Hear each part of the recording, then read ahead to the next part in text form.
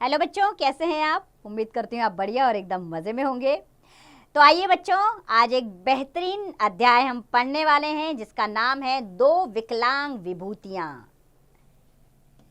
विभूति यानी कि बेहद फेमस हमारे सामने दो बातें आने वाली हैं। किन के बारे में, वो इस अध्याय में हम जानेंगे।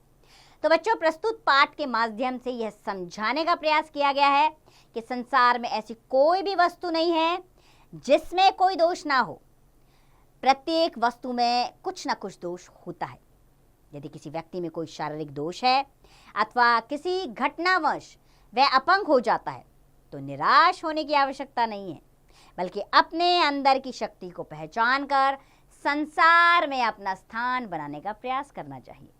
इस पाठ में हम ऐसी दोषहीन विभूतियों से परिचित होंगे जो विकलांग होते हुए भी विश्व में गौरवमय स्थान प्राप्त करते हैं। तो आइए परिचय कराते हैं उन विभूतियों से, जिसमें सबसे पहले हम जानेंगे दीर्घतमा के बारे में। तो बच्चों, दीर्घतमा वैदिक ऋचा के रचनाकार थे। इनका जन्म आज से लगभग 6700 वर्ष पूर्व हुआ माना जाता है। इनकी मां ममता जन्म से ही दृष्टिहीन यानी कि जो देख नहीं सकते थे, जो देख नहीं सकते हैं, दृष्टिहीन बालक को गोद में लेकर भारी हृदय से कह उठी। यानी कि दीर्घतमा क्या थे? बचपन से दृष्टिहीन थे। तो उनकी माँ उन्हें गोद में लेकर कह उठी, तमस से भरा जीवन तू कैसे बिताएगा मेरे लाल, कैसे बिताएगा अंधेरे से भरे जीवन के लंबे लंबे वर्ष। उन्होंने इस बालक का नाम दीर्घतमा रखा। क्या रखा इस बालक का नाम? दीर्घतमा। दीर्घतमा गौरवर्ण, भव्य और सुंदर शरीर वाले थे। उनकी आंखें बड़ी बड़ी, आकर्षक किंतु ज्योतिहीन थी। ज्योतिहीन यानी कि आंखों में ज्योति नहीं थी, आंखों में रोशनी नहीं थी। दीर्घतमा में विद्वता कूट कूट कर भरी थी, अर्थात वो बहुत विद्वान थे, बुद्धिमान थे। उन्हें घंटों समाधि लगाने का अभ्यास था। उनकी चिंतन शक्ति इससे असाधारण रूप से बढ़ गई थी। वे अपने कार्य स्वयं कर लेते थे, अर्थात उन्हें किसी पर डिपेंड होने की जरूरत नहीं थी, आश्रित नहीं थे वो किसी पर। वो अपना काम स्वयं करते थे, दृष्टिहीन होने के बावजूद भी। उन दिनों ऋषि शत प्राप्त करने के लिए कठिन परीक्षा का आयोजन होता था। कोई महान ऋषि विद्वानों की सभा की अध्यक्षता करता था। ऋषि पद के प्रार्थी इसमें स्वरचित मंत्रों का पाठ करते थे।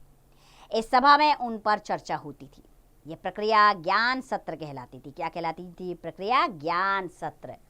तो ये प्रक्रिया ज्ञान सत्र कहलाती थी।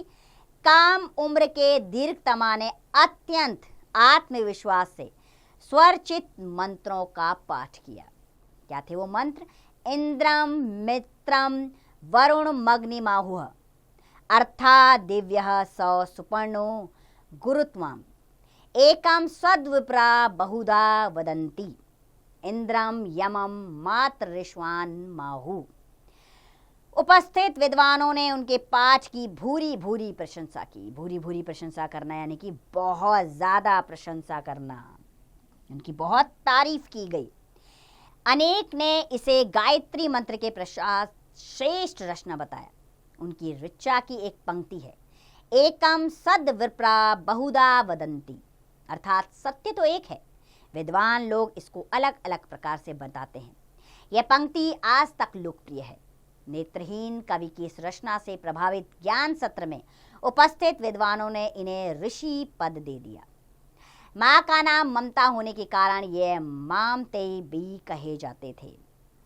मामतेई की तरह ही अंग्रेज कवि मिल्टन को भी अपनी नेत्रहीनता पर दुख था।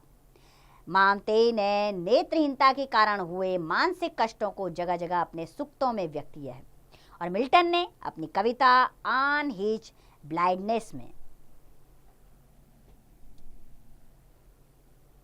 वैदिक काव्य रचना के 3000 वर्षों में उस कवि को अति महत्वपूर्ण और महाकवि मान लिया जाता था, जिसकी 100 ऋचाओं को श्रेष्ठता का प्रमाण मिल जाए। ऐसे कवि को शत यानी कि 100 ऋचा लिखने वाला अर्थात शतर्षि कहा जाता था। दीर्घतमा दूसरे शतर्षि थे। वे वेदों के कवि कुलगुरु भी कहे जाते थे। आइए आप दूसरे विद्वान के बारे में जानें, जो है लुई ब्रेल। तो बच्चों, लुई ब्रेल का जन्म 4 जनवरी 1809 में पेरिस के कुछ दूर स्थित क्रूफे नामक ग्राम में हुआ था, यानी कि गांव में हुआ था। उनके पिता रेन सिमन ब्रेल बहुत गरीब थे। उनकी एक छोटी सी फैक्ट्री थी जिसमें वो घोड़ों की लगाम, जीन आदि बनाते थे। जीन क्या होता है? जो घोड़े के ऊपर बैठने के लिए लगाया जाता है। एक दिन 3 वर्षीय लुई खेलते हुए वहां आ गया। पिताजी किसी से बात कर रहे थे। उसने चमड़ा काटने का औजार उठाया पर उसे संभाल ना पाया और वह आंख में लग गया। खून की धार बह निकली। समुचित इलाज का प्रबंध ना होने से उस आंख की रोशनी के साथ दूसरी आंख की रोशनी भी चली गई और वह नेत्रहीन हो गया, अर्थात उसकी आंखों की ज्योति चली गई। नेत्रहीन होना यानी कि अंधा हो जाना, यानी कि लुई ब्रेल जो है वो अंधा हो गया। समय के साथ धीरे धीरे लुई ने सामंजस्य करना सीखा। सामंजस्य यानी कि तालमेल बैठाना सीख लिया अपने जीवन के साथ। वह अपना दैनिक कार्य स्वयं करता, छड़ी के सहारे गांव भर में घूमता। क्रूफे ने एक पादरी जैंक्विस पेलुई ने लुई का परिचय प्रकृति से करवाया। पक्षियों, फूलों की ध्वनि और स्पर्श से पहचान करवाई, कहानियां सुनाई, संगीत सिखाया और उसे सामान्य बच्चों के स्कूल में दाखिला दिलवा दिया। कुशाग्र बुद्धि और संवेदनशील हृदय वाले लुई ने प्रथम आकर सबके मन में विशेष स्थान बना लिया। लुई अब 10 वर्ष का हो चला था। उसके पिता ने उसे पेरिस के ही अंध विद्यालय में प्रवेश दिला दिया, यानी कि ब्लाइंड स्कूल, अंध विद्यालय ब्लाइंड स्कूल में उसका एडमिशन करवा दिया गया, जहां उसने 9 वर्षों तक अनेक विषयों का गहन अध्ययन किया, यानी कि बहुत डीप नॉलेज ली वहां पर उन्होंने। शिक्षा पूरी होने पर लुई वहीं अध्यापक बन गए, अर्थात वो वहीं पर टीचिंग करने लग गए। उन दिनों मोटे कागज पर अक्षरों को बड़ा और उभार कर लिख दिया जाता था, जिसे नेत्रहीन बालक उंगलियों के स्पर्श से पहचानते थे। इस प्रकार पढ़ना अत्यंत कठिन था। अपने स्कूल के दिनों में से ही लुई ने बारबियर द्वारा बनाई गई 12 बिंदुओं की लिपि को आधार मानकर उसे विकसित करना शुरू कर दिया था। वे रात भर जागकर अक्षर बनाते, मित्रों और नेत्रहीन विद्यार्थियों से पढ़वाते, सुधार करते और फिर काम में जुट जाते। इस प्रकार के अनेक प्रयोगों के पश्चात अंततः लुई ने 1837 में अपनी इस लिपि को संसार के सम्मुख रखा, अर्थात 1837 में लुई की ये लिपि संसार के सामने आ गई। धीरे धीरे इस लिपि को मान्यता प्राप्त हुई और इसे ब्रेल लिपि के नाम से जाना गया। कौन सी लिपि हुई बच्चों? ये ब्रेल लिपि के नाम से पहचानी गई ये लिपि, क्योंकि ब्रेल ने बनाई थी ये लिपि, तो इसका नाम ब्रेल लिपि हुआ। लुई की पाठशाला में तो इस लिपि से पढ़ाई बहुत पहले से ही होती थी, किंतु इसे सरकारी मान्यता 1852 में मिली। उनके देहांत के बाद समय समय पर इस लिपि में परिवर्तन हुए, किंतु नाम ब्रेल ही रहा, यानी कि ब्रेल लिपि ही रहा।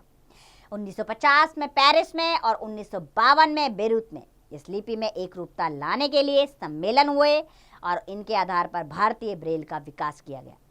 पहले जिंक की एक प्लेट में ब्रेल लिपि के डॉट बनाए जाते थे और उसे मोटे कागज पर उभारा जाता था, किंतु आज कोई भी साहित्य कंप्यूटर के माध्यम से चुटकियों में कागज पर अपनी उभरी लिपि में उतारा जा सकता है। नेत्रहीनों के लिए लिखा जाने वाला साहित्य ब्रेल साहित्य कहलाया। कौन सा साहित्य था वो? ब्रेल साहित्य, जो नेत्रहीनों के लिए लिखा गया। यह साहित्य प्रत्येक देश अपने ब्रेल प्रेस में छापता है और ब्रेल पुस्तकालयों में रखता है। हम लुई को एक मसीहा के रूप में जानते हैं, जो नेत्रहीनों की दुनिया में ज्ञान का प्रकाश लाए। उनका देहांत 43 वर्ष की आयु में 6 जनवरी 1852 में हुआ। तो बच्चों, ये थे लुई ब्रेल्स, जिनके बारे में अभी जाना आपने। तो बच्चों, आप भी अपने मन की अंदर की शक्ति को पहचान कर अपने संसार में अपना स्थान बना सकते हैं।